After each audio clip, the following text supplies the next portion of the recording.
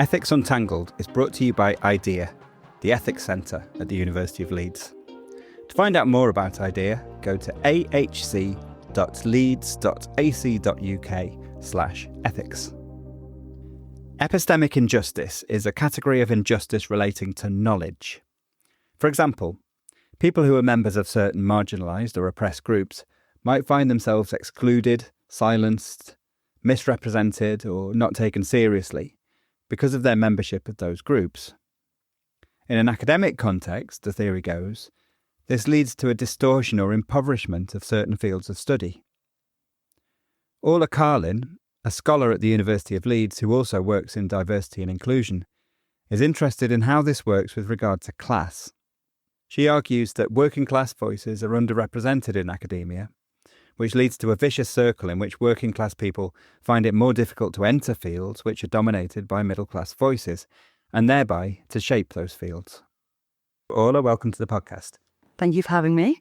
And we're here to talk about class and epistemic injustice. Now, we'll explain what epistemic injustice is in a moment, but I was wondering if you could just start us off by saying a bit about what got you interested in this topic. Yeah, definitely. So I studied my undergraduate here in philosophy at the University of Leeds. And it was when I was in my third year of studies that I took a module on feminist epistemology and feminism generally. And I stumbled across work on epistemic injustice, and it sort of immediately sparked interest in me. I was sort of relieved to find philosophy and be taught something that didn't come from that sort of armchair philosophizing, but was actually rooted in real life experiences that I could relate to. And it was when I was engaging in all of this that I started to think about real life examples of epistemic injustice and how like something that is so like text heavy and that was being taught to me in an academic setting was actually really linked to real life. Right, okay. Yeah, that's really interesting. Okay, great. So I said we'd explain what epistemic injustice is and before we get into how it relates to class. So, I mean, epistemic, for those who don't know, is a philosophical jargon term that basically just means to do with knowledge, right? So epistemology is the study of knowledge, essentially. So what's epistemic injustice and what kinds of things have philosophers written about epistemic injustice? So epistemic can obviously be used in pretty like wide and narrow senses. I'd say here, the term epistemic alone, we're concerned with looking at realities and resources and norms and tools that shape our epistemic experiences. So our experiences creating knowledge, sharing knowledge, accessing knowledge, and specifically finding and acquiring knowledge that reflects our experiences. So we might consider things like reading, learning, talking, writing, experiences of speaking and being heard when we speak, and having access to language and resources that suits our needs and values. And so epistemic injustice occurs when someone is wronged in their capacity as a knower, and this is distinctively epistemic because it negatively impacts on someone's ability to acquire, share, or revise knowledge. Okay. So it might be, for example, somebody not being taken seriously in their contribution to a discussion or a conversation because of some aspect of their identity, which is affecting the way they're being received by the people they're talking to, right? That's the kind of example. Yeah, that's absolutely spot on. So it's something that, you might experience or witness on a day-to-day basis, but it's also something that can be of larger magnitude, which is what my research sort of looks at, is like systemic epistemic injustice, but it can happen on a very individual basis. So what you just spoke about is what is termed as like testimonial injustice. So that sort of investigates why someone might not be heard or trusted when they speak. And oftentimes it's because the person hearing them has a prejudice against their identity. Right. Good. Okay. Actually, just as a slight aside, interested listeners might want to check out an old episode of this podcast where I interviewed somebody called Munamato Chemhuru. He was talking about epistemic injustice in the context of environmental justice discussions and the way African voices are kind of excluded, systemically excluded from those kinds of discussions, and therefore their kind of experience, which is very relevant to if those discussions isn't kind of taken seriously and doesn't have the contribution that it should. So that would be an example of epistemic injustice. I mean, what other examples are there in the philosophical literature? What kinds of epistemic injustice have philosophers been interested in? Yeah, so there's three sort of like formal, distinct forms of epistemic injustice that we talk about. So I just mentioned testimonial injustice, which is when someone isn't given the credit that they deserve because someone has a stereotype and an identity prejudice against them. And that's sort of something that is quite harmful, but at the same time, like, occurs so frequently that I think we're almost desensitized to it. Even the way that sort of women in society are trusted less than cis men because of stereotypes about women being irrational or too emotional to make sense or make sense. And then there's this other idea of hermeneutical injustice, which is when like the sort of terms and concepts that we need to make sense of our experiences and describe it to other people aren't available to us. And this sort of comes from an idea that there's a shared hermeneutical resource that we all sort of delve into to sort of find and pick the resources and terms that we need to describe our experiences. And so someone might not be able to find the terms that they need because they're just not there.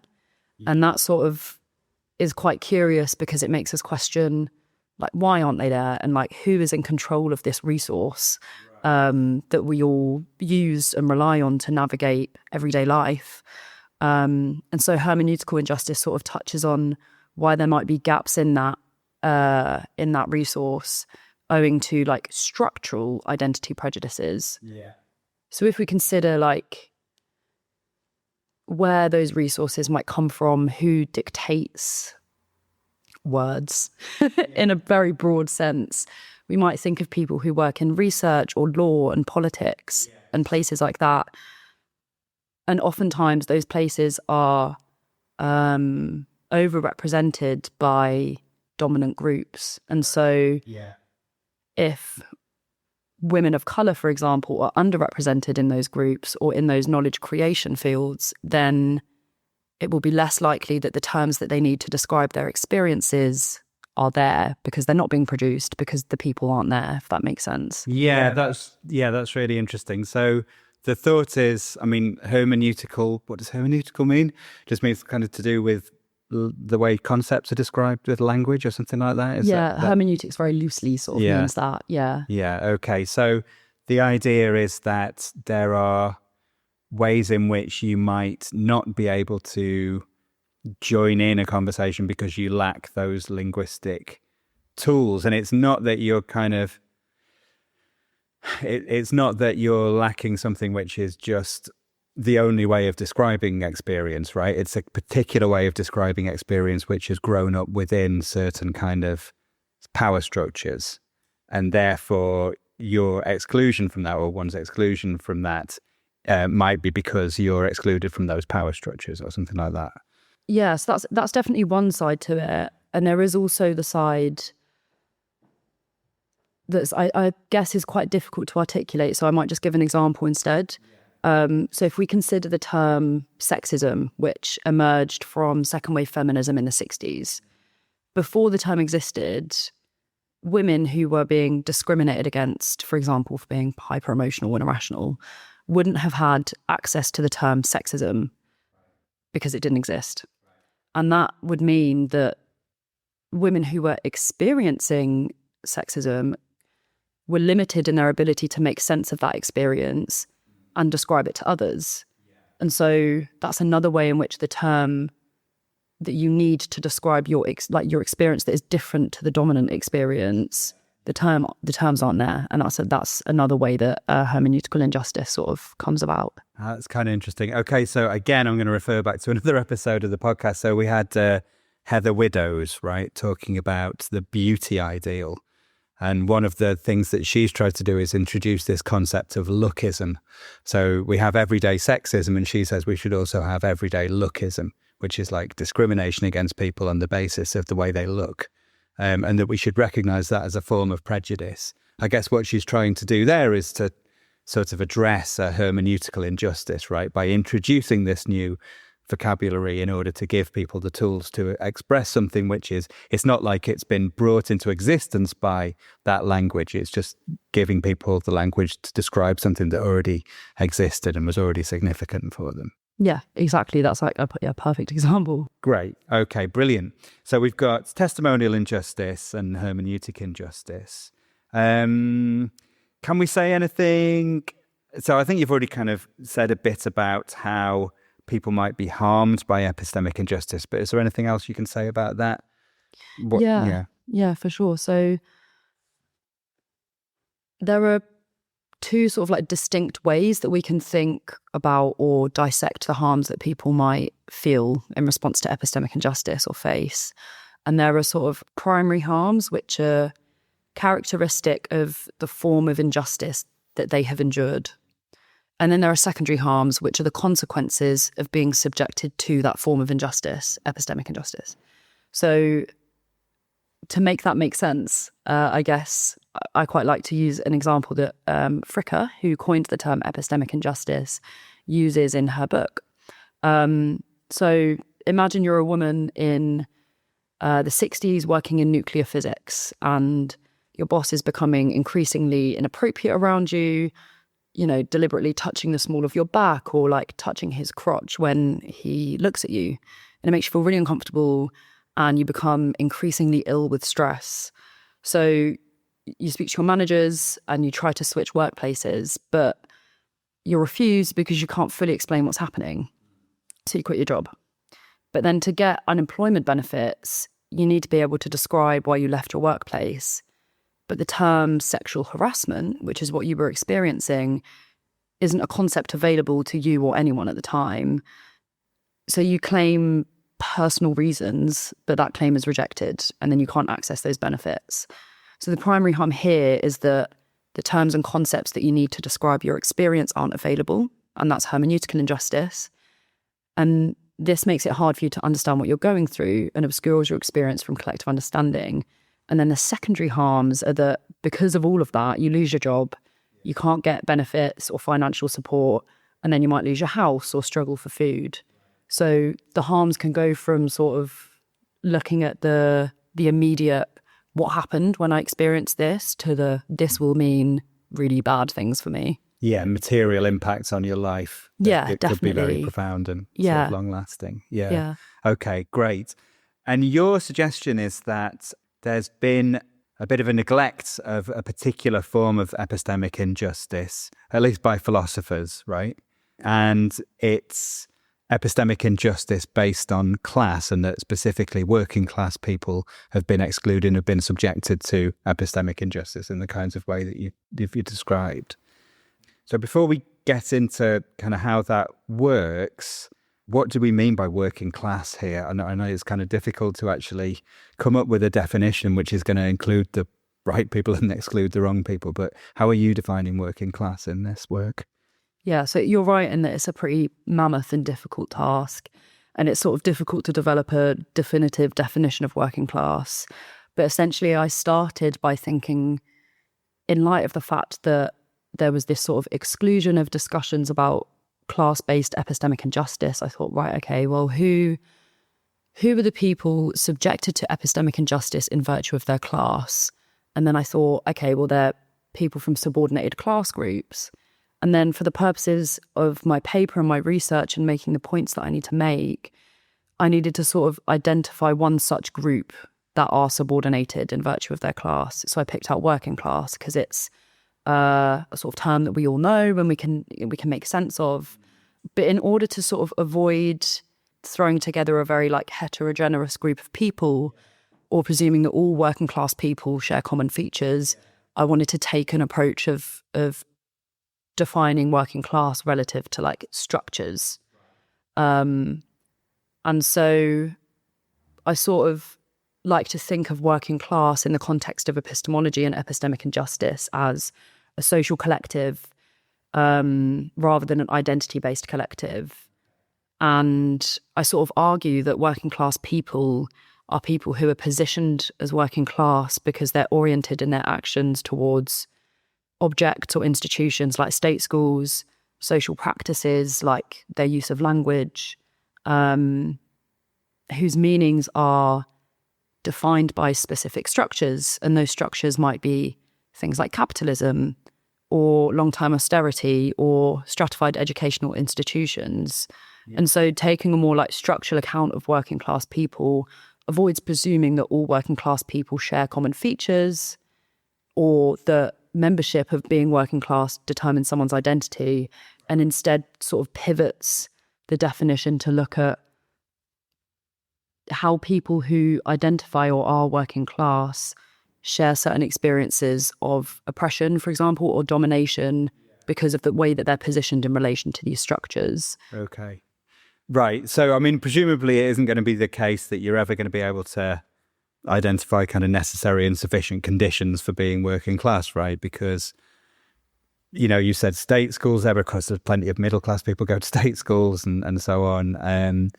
So it's kind of that they have some of these features in common, and there's a kind of, they're going to share some of these features, and some of them they're kind of inherently to do with being oppressed in various ways, which is kind of interesting about the research, right? So you're going to kind of argue that there's a form of oppression which is constituted by epistemic injustice in particular fields, and you're kind of defining working class people already by the fact that they're systemically oppressed,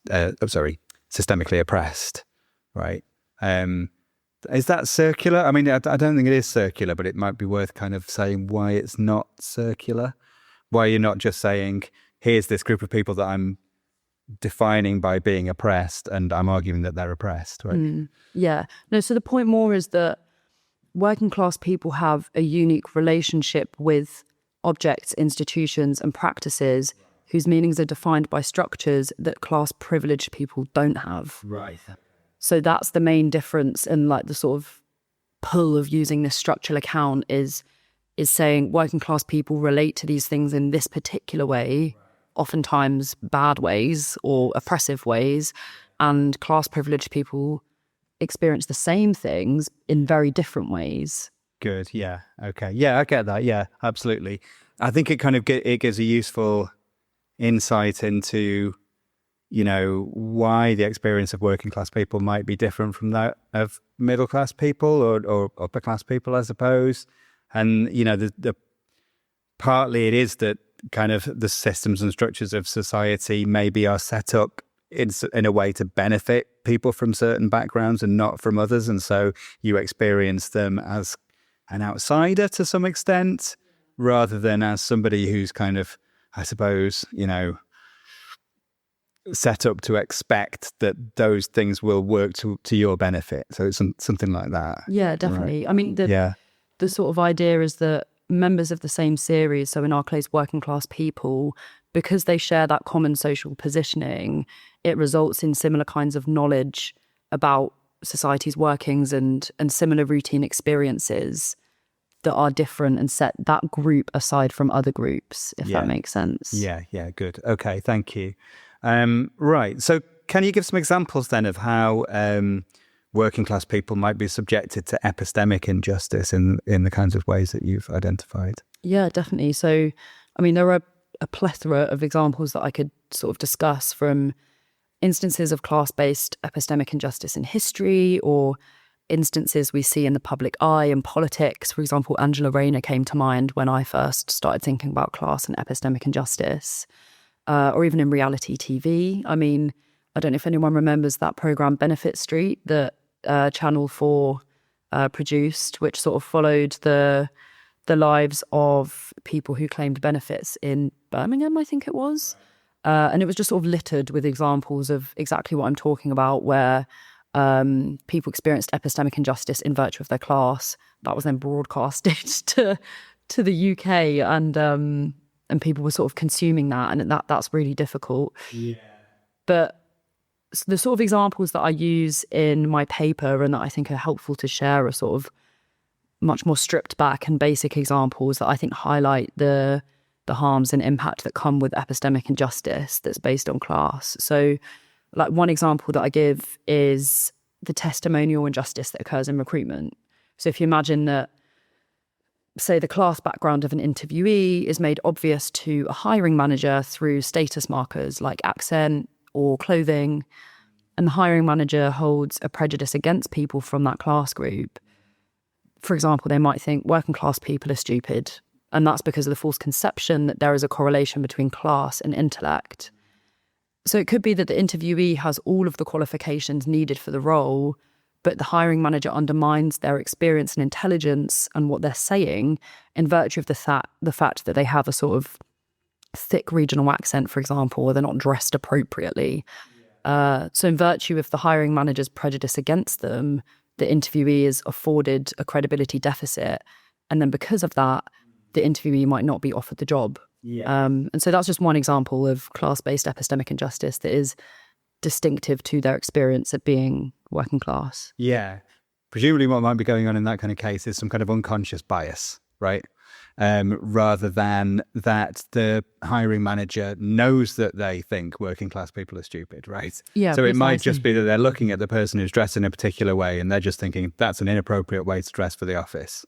Or they might be hearing the accent and not even processing that they're bringing any prejudice to the table, but they might just be interpreting what the person's saying in a negative way because of the accent that they have. It's not that they're thinking, oh, somebody from such and such an area must be stupid, or at least not consciously thinking that, but the kind of stereotypes that they're bringing are affecting the way they're interpreting what they're seeing and what they're hearing. Yeah, definitely. And then there's that sort of, to bring it back to that example of hermeneutical injustice, which is more of a structural identity prejudice that sits behind the injustice, is like a massive issue faced by working class people. So if we consider the term gentrification, for example, which refers to the process whereby historically low-income areas are changed by swathes of wealthier groups moving in.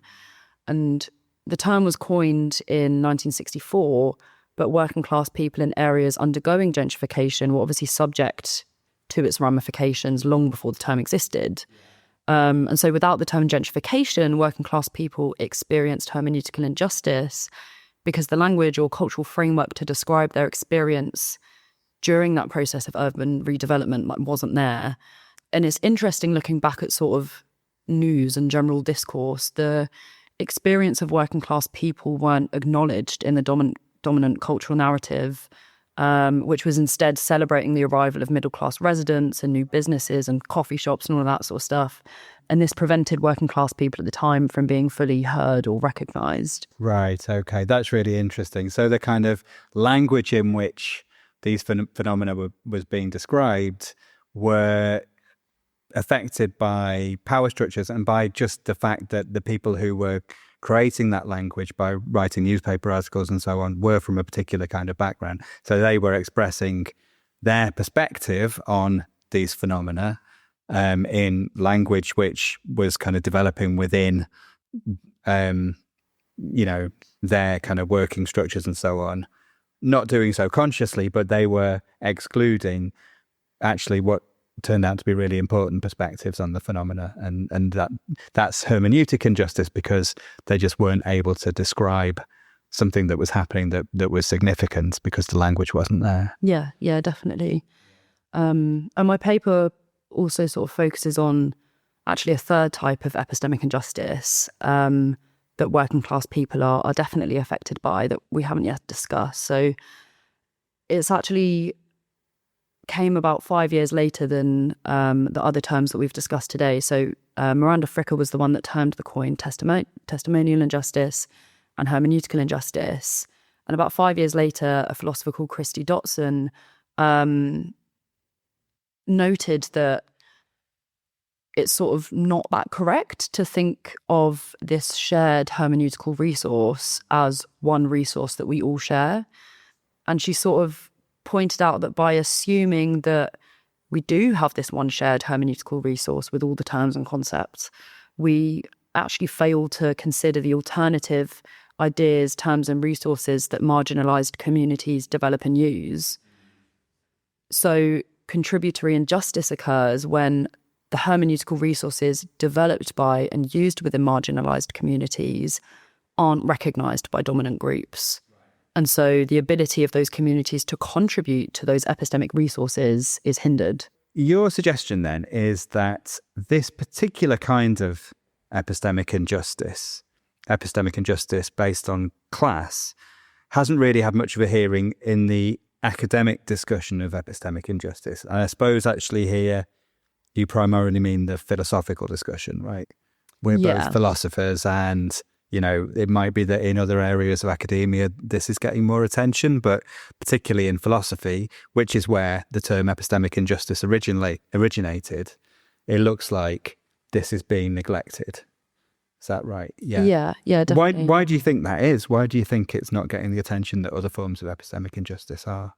So I guess to sort of make clear, firstly, the exclusion of class in the academic discourse on epistemic injustice does actually perpetuate or create epistemic injustice. But when I talk about the exclusion, I'm not talking about a type of injustice that is different and that only affects working class people. I'm sort of arguing that working class people are affected by testimonial injustice and hermeneutical injustice and contributory injustice.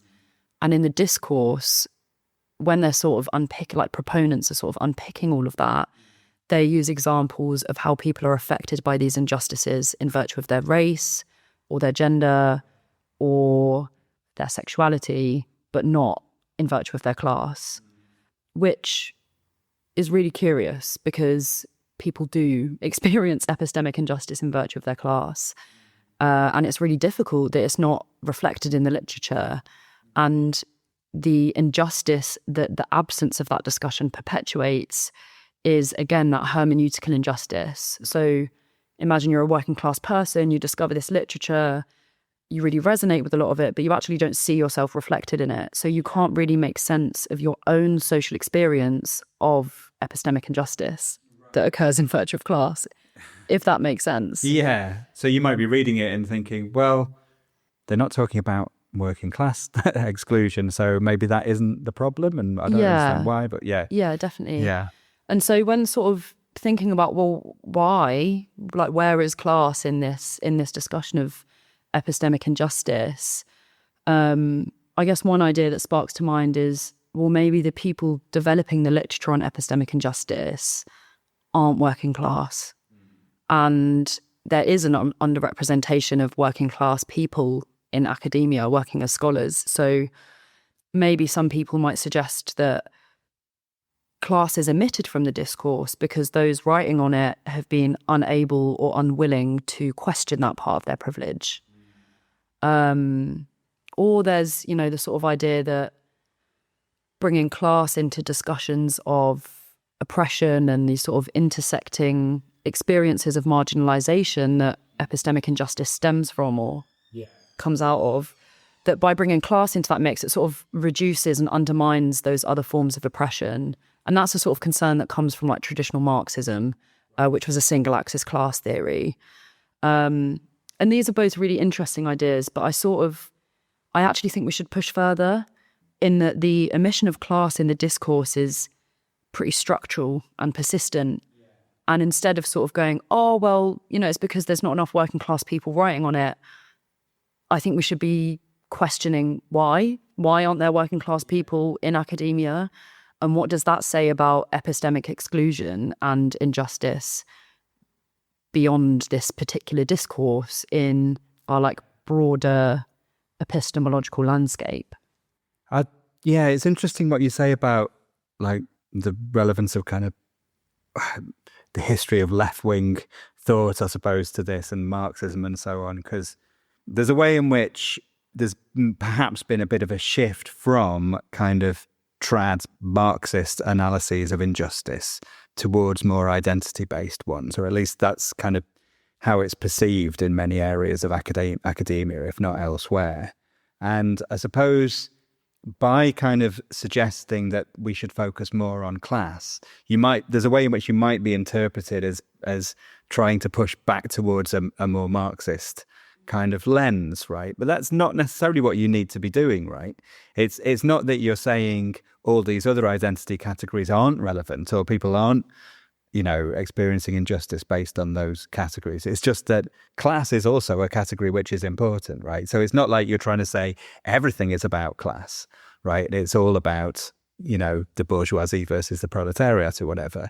It's just that you're saying we've turned away from this one particular category, right? Yeah. And we need to pay more attention to it. Yeah, definitely. And I think there's sort of a really important point to be made when we're talking about intersectionality and intersecting forms of oppression and marginalization, where that actually came from in the late 20th century. It was classic Black feminists who were developing intersectionality, and they all very clearly included class in their analyses and in the matrix of domination. People like Patricia Hall Collins and Angela Davis and Bell Hooks all spoke about race and gender and class. And what's interesting in this particular literature and discourse, class, when it is included within the list of race, gender, and class. Race is unpicked, gender's unpicked, but class is left there. So there's no work being done to adequately pick up on and account for the epistemic injustice that occurs in virtue of class distinctively. And so I'm not asking for a class focus at all. I'm just asking for us to do intersectionality well and sort of not undermine the efforts of the early feminists of colour who modelled it so brilliantly. Yeah. And I suppose while we're on intersectionality, we should say the other thing you're not trying to do is say, what about the white working class, right? Because there's a way in which this discourse plays out sometimes in which people trying to say, forget about all these identity categories, it's about class. They really mean white people. And you definitely don't mean that, right? So it's obviously not all working class people are white. Right? Yeah, it definitely. And I think that's where the way that I sort of attempt to define working class is helpful, because I don't talk about identity. I was having a very interesting discussion earlier today where someone mentioned that the working class group in the UK are the most ethnically diverse class group at the moment, at least. Yeah. And that's something that I acknowledge and I want to include in my points and my argument. And so by talking about the working class group as a series, not an identity-based collective, we hope to include all people within that series. Great. Okay. Thank you. All right. So what are the specific barriers affecting working class people in academia then? So if we think that kind of the origin of this being neglected in the discourse is something to do with the fact that there just aren't enough working class people working in academia, why is that? What are the barriers that are keeping them out? So again, this is one where I could chat for England about the different sort of norms and conventions that make it really difficult for people who aren't of dominant groups to access and gain traction within the academic setting. I focus mainly on the contributory injustice that sort of plagues academia and halts working class scholarship. And to explain this, I guess it's worth making the point that there are different ways to access and share knowledge, generally speaking. And there are particular ways or working class ways of doing that. And those ways of accessing and sharing knowledge are different to the methods, forms and conventions that are valued in academic settings. And those sorts of forms or conventions exclude working class scholarship that doesn't mimic that. And so there's this wonderful working class scholar called Judith Barker who wrote on class and epistemology in the 90s. And she spoke about her experience essentially of contributory injustice without using the term, and about how her work, which she felt often had to start with a story or with knowledge that, or with language that wasn't particularly complex or dressed up. And she found it a lot more difficult to publish her work compared to middle and upper class scholars and peers. And she sort of questions whether it's because working class ways of knowing are valued differently in academia to the dominant way of knowing. Okay. So working class ways of knowing, we're not going to give a kind of comprehensive account of what that really means, right? And kind of it would be inappropriate for us to do that, because the whole point is like you're trying to invite voices from working class people to kind of articulate that themselves, right? So the point shouldn't be for us to do that here. But one example coming out of that Judith Barker testimony is that something like kind of grounded descriptions or expressions of knowledge that come out in kind of stories or talking about your relationship with your family or your friends or whatever might be a bit more characteristic of working class ways of expressing knowledge versus the kind of more traditional academic ones of kind of just trying to put abstract ideas in abstract language. Is it something like that? Yeah, definitely. So I think it's the sort of ways that are valued as excellent within academia, like ways of showing knowledge, are sort of when you're able to present an idea as a fact and then support the credibility of your claim or of your idea by arguing that, well, it makes sense because it's the rational conclusion, and if X then Y. And there are these concepts of clarity and rationality that have been constructed in a way that excludes other ways of supporting claims and other ways of saying this truth is truth because of X, Y, and Z. And there's lots sort of written on the way in which rationality has been used as a historical mechanism of exclusion. But essentially the idea is that anything that doesn't live up to the methodologies employed by that dominant model of knowledge, the one that academia loves, is automatically branded as irrational, emotional, or just like less credible. Well, what you've just said makes me think a bit about kind of what we're trying to do when we do philosophy. So I want to concentrate on philosophy specifically, just because that's what I know a bit about. I don't really know very much about other academic disciplines, and things might be different in other academic disciplines.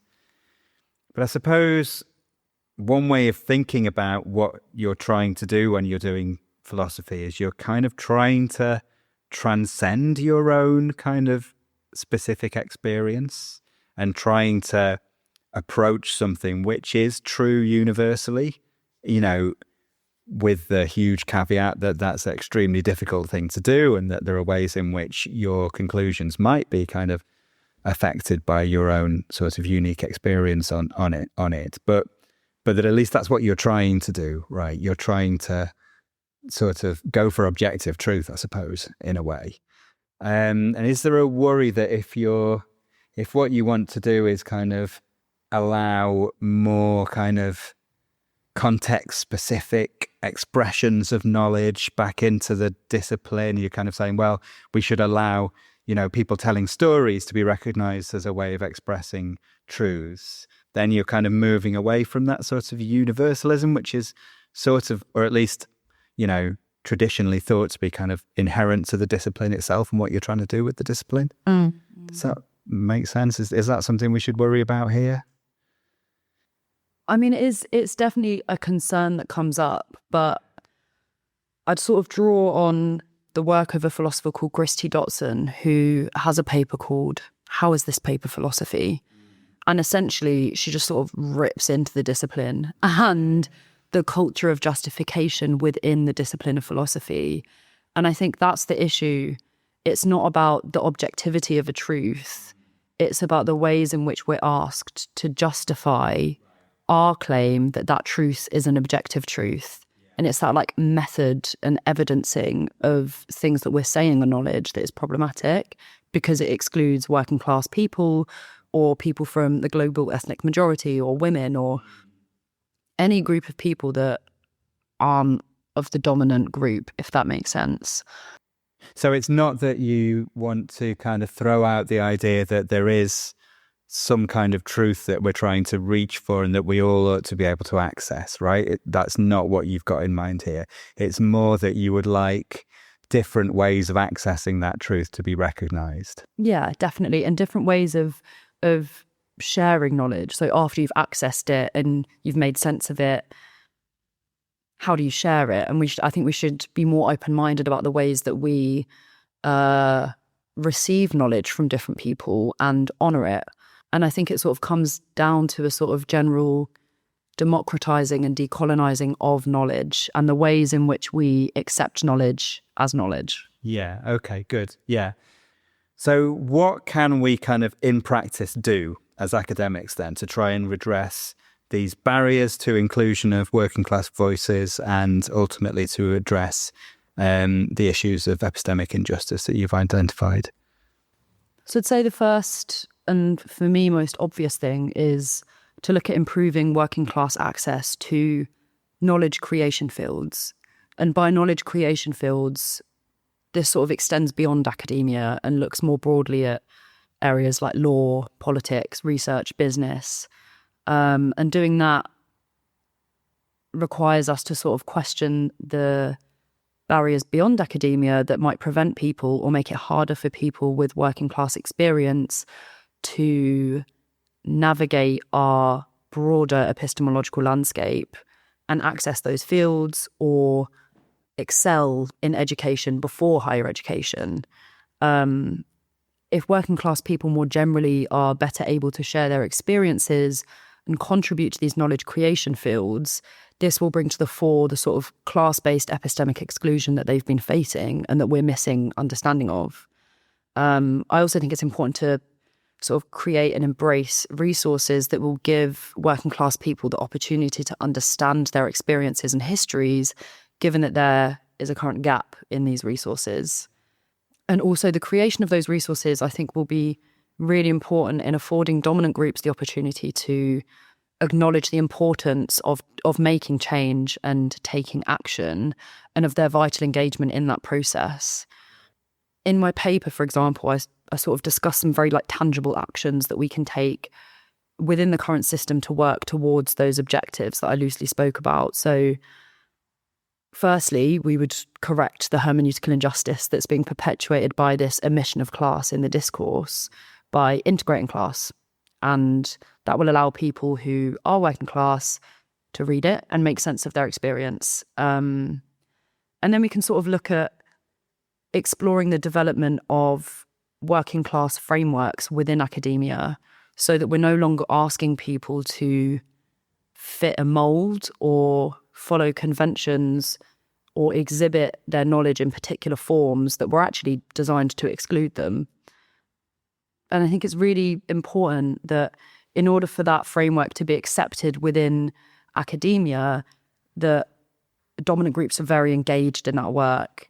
Because at the moment, they're unfortunately the people with the power to accept the framework and change academic conventions because they're overrepresented in that field. And there are, numerous ways that we could generate this support. And I think collaboration and shared understanding between communities within academia at the moment is paramount. Platforms for working class scholars, for example, to share their experiences of epistemic injustice within academia are really, really crucial. And these could take, a variety of forms, from conference organisers making paid speaking engagements available for working class academics, or there being continuous professional development workshops for people in current leadership positions to learn directly from working class scholars about the issues that are affecting them and how we can address them. You could look at journal editorial boards and argue that there's a case for prioritising working class scholarship and making sure that peer reviewers know that it's not okay to exclude working class scholarship because it's exhibiting knowledge in a different form. I could go on. I could talk about the curriculum and reading lists and all of that sort of stuff, but I think, those are just a few ways that we can start to tackle this. And I think that the exclusion of class in epistemic injustice discourse should actually be a very stark reminder to all of us that we can't sort of do nothing in light of it. And I think there's a lot of ways that we need to improve current academic conditions. Great. Thank you. Well, that's all we've got time for. So, Orla Carlin, thank you very much for being on the podcast. Thank you for having me. Thanks for listening to Ethics Untangled, a podcast from IDEA, the Ethics Centre at the University of Leeds. IDEA brings ethics to life, blending in-depth theoretical inquiry with real-world experience to address the most complex ethical issues facing the world today. If you like the podcast, please leave us a rating and review. And to find out more about IDEA, including our Masters and PhD programmes and a wide range of consultancy services we offer, go to ahc.leeds.ac.uk/ethics.